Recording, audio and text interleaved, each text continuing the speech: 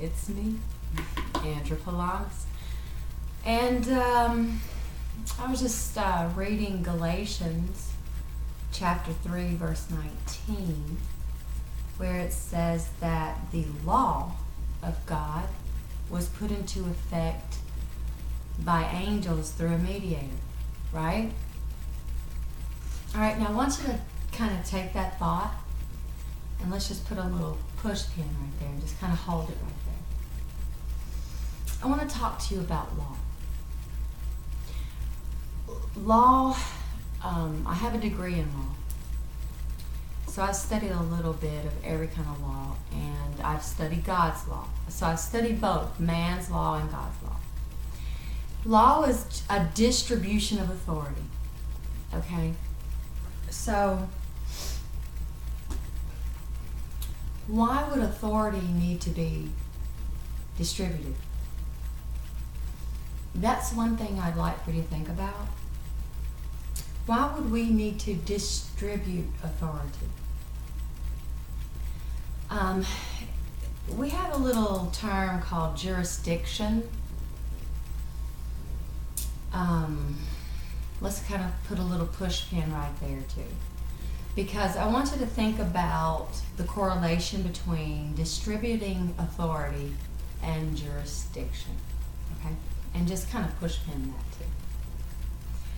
Alright, so if the law is put into effect by angels, alright, I want you to go back with me, because I want you to think about what Galatians chapter 3 is even talking about, but I want you to go back with me to Genesis, and we're going to talk about the first 4 days of creation. For the first 3 days, day and night existed, light and day, day and night, but there was no time during the first 3 days. No time. Time didn't come into existence until day 4. Okay, on day 4, God created the sun, the moon, and the stars. And some versions of the Bible say the greater light and the lesser light and the stars or whatever. And some people cross-reference the stars with angels and messenger angels and, stuff like that. So we're just going to kind of take that viewpoint for me to kind of make this point, to kind of marry the two concepts together. And that is, I want you to think about the purpose the sun, the moon, and the stars had. I mean, why, if we already had night and day, why did God have to create the sun, moon, and the stars to regulate night and day? I mean, doesn't the sun come up every day exactly when it's supposed to? Doesn't summertime come every year the same time? I know, and it's been that way. Because what God did within that first 4 days cannot be duplicated or imitated. And if you think you can stop the sun from rising, I want to see that. But anyway, so I want you to think about that. I want you to think about if stars and angels and messenger angels and everything, and regulators and enforcers of the law, if they're all the same thing, then I want you to think about why Lucifer, or the serpent, deceived Eve in the garden to get authority to operate on this planet. And that being said, I want you to think about the law and why, in Galatians chapter 3, kind of look there, because I'm going to test you. I'm going to test you to see if you know this. And I just want you to know that the pastor in Arizona has company.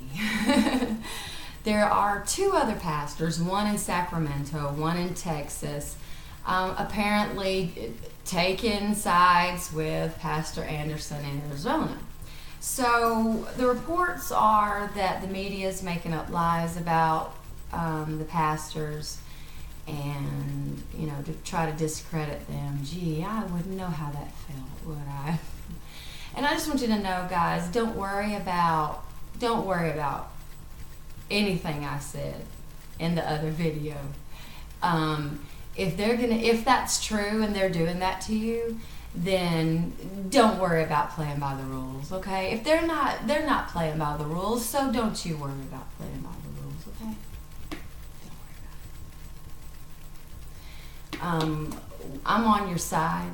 As long as you're sincerely, I believe that God is trying to reveal himself. I think God's not, he's not with the big mega ministries. He's not with them. God's with the everyday average common people. If you want to know where God's moving, TBN, if you want to broadcast where God is doing something, he's doing it with little people now. His hand is on the smaller preachers. The preachers that have to sit and worry about how they're going to pay their bills now. Think about that. Think about that. I've got some seed. A lot of seed in the ground. I'd like to see some of that fruit. I'd like to see these guys get supported. But I'm going to tell you something. I spent a year with the Baptist, studying with the Baptist, singing in the choir with the Baptist. And you're not going to beat the Baptist. I'm just telling you. Ask Kmart. I don't even know if I want to tell that story. Ask Kmart about beating the Southern Baptist Association. That you remember when Kmart's just started going out of business? You will not beat the Baptist. I promise you. They will stick together. And these guys are different races, and I'm sure they don't believe everything 100% exactly right? Since when have we ever? Really, since when have we ever? We're people, right? I can't believe God trusts us so much. With so much. And he really does. So anyway, think about all that, and think about jurisdiction, and think about how jurisdiction applies to the distribution of authority.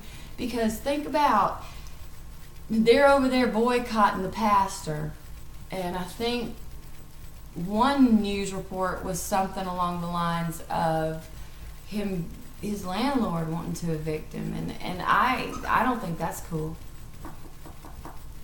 That's not cool. Not with me. And I'm gonna tell you something. I'm not worried about them saying everything just right or not being offensive if they're getting lied on.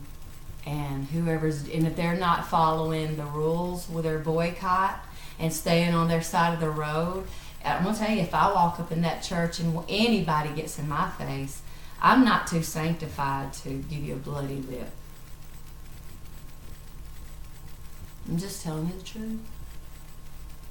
So, pray for me. I still have some growing to do, right? But there's a time for everything. I studied Solomon in depth. Remember when Solomon said he saw a great mystery under the sun? He said he saw a good man get what a wicked man deserves, and a wicked man gets what a good man deserves, and something like that. Let's see. A good man gets what a wicked man deserves, and a wicked man gets what a good man deserves.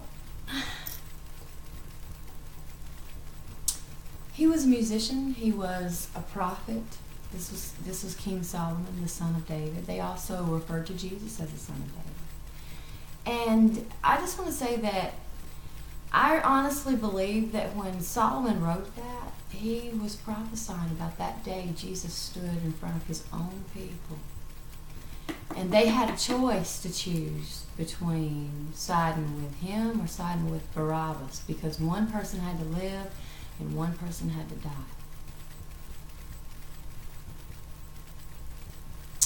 And they chose to kill the wrong person and let the right person, and they chose to kill the right person, and they chose to let the wrong person live.